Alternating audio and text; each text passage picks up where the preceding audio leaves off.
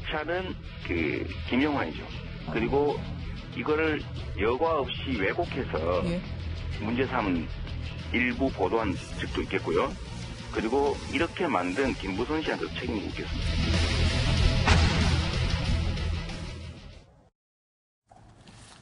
이재명 경기지사 후보의 여배우 스캔들 논란이 지금 뜨겁습니다. 지난 29일 경기지사 첫 TV 토론회에서 불거진 이 네거티브 공방과 더불어서 지금 인터넷상에는 배우 김부선 씨와 주진우 기자 주진우 기자로 추정되는 사람과의 전화 통화 녹취 파일이 확산되고 있습니다. 자, 사건이 일파만파 커지고 있는 상황인데요. 이 이야기 보시기 전에 영상 하나 함께 보시죠. 제가 우연히 봤습니다마는 그 여배우한테 보낸 메일을 보면 이재명 아니라고 페이스북에 쓰라고 했어요. 이런 내용이 있습니다. 아시죠? 여배우 누구신지 아시죠? 모릅니까? 만난 적 없습니까? 그런 사람 있지요. 옛날에 만난 적 있습니다. 얼마나 만났습니까? 답변하셔야 되는 거 아닙니까? 여기가 청문회장 아닙니다. 아니, 제가 묻지 않습니까? 이건 진실 공방이니까요. 일단은 지난 29일 저 토론회 장면 네거티브 공방으로 논란이 되기도 했었는데 일단은 논란이요. 가라앉는 게 아니라 더 지금 확산이 되고 있는 상황인 거죠, 이준 기자. 네, 그렇습니다. 이 논란은 이 여배우와의 스캔들 의혹은 사실 예전부터 나왔던 겁니다. 그렇죠. 이재명 전 시장에게, 이재명 후보에게는 10여 년 동안 따라다녔던 것인데 지난 민주당 4월 경선에서도 이 얘기가 사실은 나왔었습니다. 근데 이번에 다시 이렇게 뜨겁게 달아오르는 이유는 여기에 녹취 파일이 새롭게 공개되면서 점차 더 실시간 검색어까지 올라가는 상황으로 치닫고 있습니다. 네. 자, 녹취 파일. 어떤 녹취 파일 내용이 담긴 겁니까? 소정석 국장. 그러니까 이게 이제 주진우 기자로 추정되는 인물이 네. 이 김부선 씨로 추정되는 인물과 통화를 하면서 어떤 이 특정인에 대해서는 그게 아니다라고 얘기를 하고 네. 또 사과문에 대해서 이러이러한 식으로 사과하는 게 좋겠다. 이런 내용의 얘기를 하는 녹취 파일이 공개가 된 겁니다. 그렇기 때문에 그 당시에 어떤 김부선 씨의 사과가 결국은 이런 과정을 거쳐서 뭔가 좀 이 진정한 사과라는 게 아니고 뭔가 기획된 속에서 이루어진 것 아니냐, 이런 등등의 의혹이 이제 제기가 된 것이죠. 네. 자, 사실 이재명 후보와 김부선 씨의 논란은 2010년도부터 불거진 내용이라고 지금 말씀을 드렸는데, 김부선 씨가 이에 대해서 여러 차례 사과를 하면서 무마시켰는데 또 논란이 되고, 사과했다가 또 논란이 되고 그게 반복되고 있어요. 정리를 좀 해주시죠. 김태호 변호사가 2010년부터 그렇죠. 지금까지 대표적인 내용을. 자, 보세요. 2010년 한 매체 인터뷰를 합니다. 이게 처음 나온 얘기예요. 2007년에 변호사 출신 정치인을 만났다. 성남에 있는 사람이라고 또 특정을 해요. 네. 나이도 나랑 동갑이다. 네. 저 때부터 이제 당시에 이제 이재명 당시 시장 하기 전인데 이게 아니냐라는 얘기가 나왔었죠. 근데 2010년 11월에 언론에 언급된 이제 아니다. 소속이 강한 건 아니라는 겁니다. 그러니까 첫 번째는 이재명 시장이 맞다라는 거, 후보가 맞다라는 거, 두 번째는 아니라는 거죠. 네. 그 다음 16년입니다. 성남 사는 가짜총과 거주를 사는 게 좋아? 이건 또 맞다는 얘기죠. 네. 왔다 갔다 해요. 그러고요. 그 다음에 2016년 1월입니다.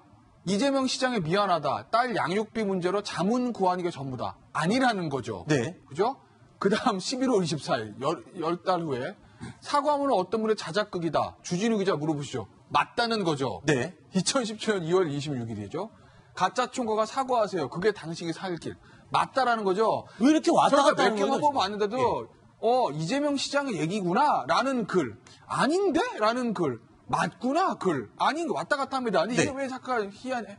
그러냐면 우리가 김부선 씨를 직접 대면할 기회는 없었지만 영화에서만 봤지만 이 난방비 문제로 항상 언론에 보도되지 않았습니까? 그때 보면 김부선 씨는 난방비 문제에 대해서 누가 뭐라 하든 예를 들면 법원에 어떤 판결이 났던 자기 주장이 일관돼요. 네. 초지일관 본인의 주장이 있어요. 근데 이 문제에 관해서는 왔다 갔다 이재명 시장에 갔다가 아니다 왔다 갔다 한다는 거죠. 네. 그래서 이게 혹시 정말 김부선 씨가 거짓말을 하는 건지 처음에 이재명 시장이라고 아니면 누군가의 회유와 압박 때문에 말을 바꾼 건지 뭐가 진실인지는 아직까지는 알 수는 없죠, 정확하게. 김부선 씨가 밝혀야죠, 그런데 이렇게 SNS에 올린 글이 김부선 씨가 왔다 갔다 했던 이유가 주진우 기자로 추정되는 모 기자가 중간에 개입을 해서 중재를 하는 바람에 이렇게 입장이 계속 왔다 갔다 한 것이다. 이런 논란으로 지금 확산이 되고 있는 상황인 거죠?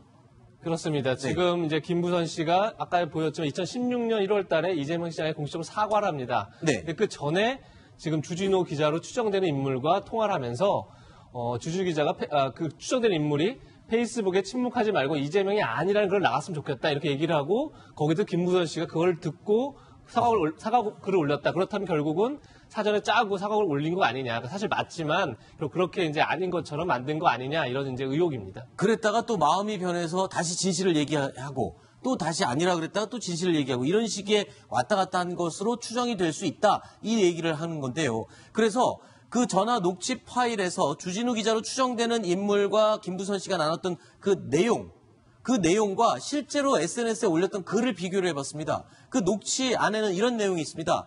몇 년 전에 아이 양육비 문제로 이재명 변호사에게 자문을 구한 적이 있다라고 이야기를 해라. 그러면서 결과가 좋지 않게 끝났을 뿐이고 그 아이 양육비 문제가 좀 좋지 않게 끝났을 뿐이고 의뢰인 또는 자문을 구한 사람 사이 말고는 아무 이상이 없다라고 얘기를 하는 게 어떠냐라는 내용이 나오거든요. 그런데 실제로 SNS에다 이렇게 글을 올립니다.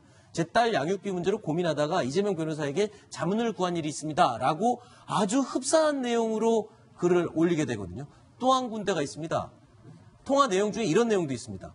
엉뚱한 방향으로 일이 흘러가는 바람에 이재명 시장에게 미안하다라는 식으로 사과를 하는 게 좋겠다라고 조언을 해주고 있거든요. 그런데 해명글에 진짜 이렇게 올립니다. 이재명 시장에게 미안합니다. 이재명 시장과는 이런 일 외에는 아무런 관계가 아닙니다. 라고 이야기를 하게 되는 거죠.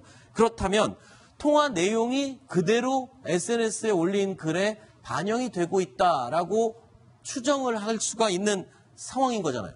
그렇죠. 일단 뭐 그 녹취 파일에 나온 내용과 실제로 당시에 이제 김부선 씨가 올린 내용과 이렇게 비교해 보면 여러 가지 측면에서 유사한 점이 있기 때문에 아마 지금으로서는 실제적으로 그 당시에 통화가 있었고 여러 가지 조언을 한 것이 아닌가 보여지는데 그 배경이 그러니까 어떤 당시 이재명 시장의 어떤 중재 부탁에 의해서 아까 그 주기자로 추정되는 인물이 김부선 씨로 추정되는 인물과 통화를 한 것인지 아니면 그 두 사람 간에 단순한 어떤 친분 관계가 있기 때문에 통화하면서 그거는 이렇게 하는 게 좋지 않겠느냐라고 그냥 하나의 조언을 한 것인지 이런 부분들이 이제 조금 더 따져봐야 되는데 오늘 아침에 이제 이재명 후보가 한 방송사와 인터뷰한 걸 보면 내가 주 기자한테 어떤 중재를 부탁한 적은 없다. 또 이렇게 얘기를 하거든요. 그러니까 저 부분은 결국은 녹취 파일에 나온 두 인물이 이 상황 부분에 대해서 뭔가 좀 확실하게 입장을 좀 밝혀야 될 것 같습니다. 네. 지금 방금 말씀하신 부분 오늘 한 매체와의 인터뷰에서 이재명 이 후보가 녹취 파일 파문과 관련해서 직접 입장을 밝혔습니다. 아주 강하게 부인했고요. 그리고 이 추후 엄정하게 대처하겠다는 입장까지 밝혔습니다. 여당인이 이분이 딸 양육비를 못 받아서 소송을 해달라고 했어요. 제가 2016년인가에 이거 아무래도 안 되겠다 이거.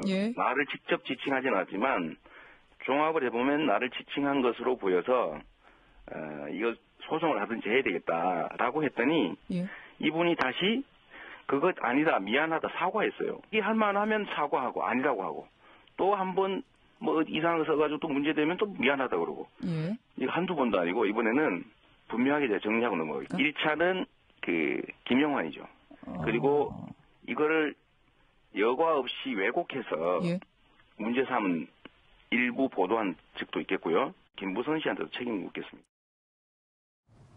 자, 그러니까 지금 강하게 대처를 하겠다. 지금 입장을 밝힌 거군요. 네, 김영환 후보에게도 책임을 묻겠다 이렇게 확실하게 얘기를 했고요. 그리고 자신의 이름을 직접 거론하지는 않았지만 계속해서 이런 논란이 불거진 만큼 김부선 씨에게도 책임을 묻겠다 이런 얘기를 했습니다. 다만 그 녹취에 등장했던 그 기자와 관련해서는 어떤 얘기를 하지는 않았습니다. 네. 자, 이 문제가 다시 이렇게 불거지게 된 시발점은 사실 TV토론회에서 김영환 후보가 언급을 하면서였죠. 그런데 이 문제를 제기했던 김영환 후보는요. 계속해서 이건 불륜이 아니라 은폐를 시도했던 미투에 가깝다. 이렇게 지금 주장을 하고 있어요. 이게 어떤 부분에서 미투에 가깝다는 이야기를 하는 거죠?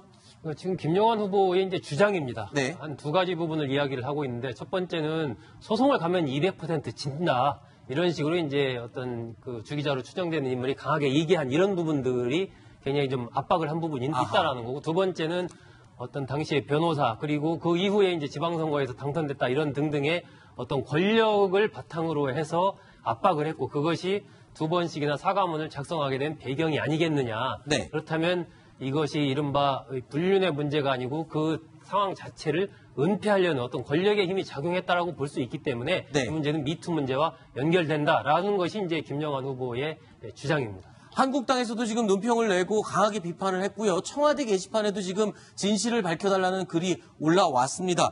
그런데 지금 김부선 씨는 아무 말을 하지 않고 있는 상황이죠? 그렇습니다. 김부선 씨는 아직 입장 발표를 하지 않았습니다. 지금 아까 전에 봤지만 계속 이제 약간 왔다 갔다 하면서 오히려 논란을 좀 이렇게 확대, 부추긴 측면이 있는데 어쨌든 김부선 씨는 지금 침묵한 상태에서 한국당 입장에서는 수도권 굉장히 어려운 상황에서 어떻게 보면 이제 이 문제가 굉장히 선거판을 한번 흔들어주는 그런 역할을 할 수도 있다 이런 생각에서 강하게 비판을 하고 있는 상황입니다. 네.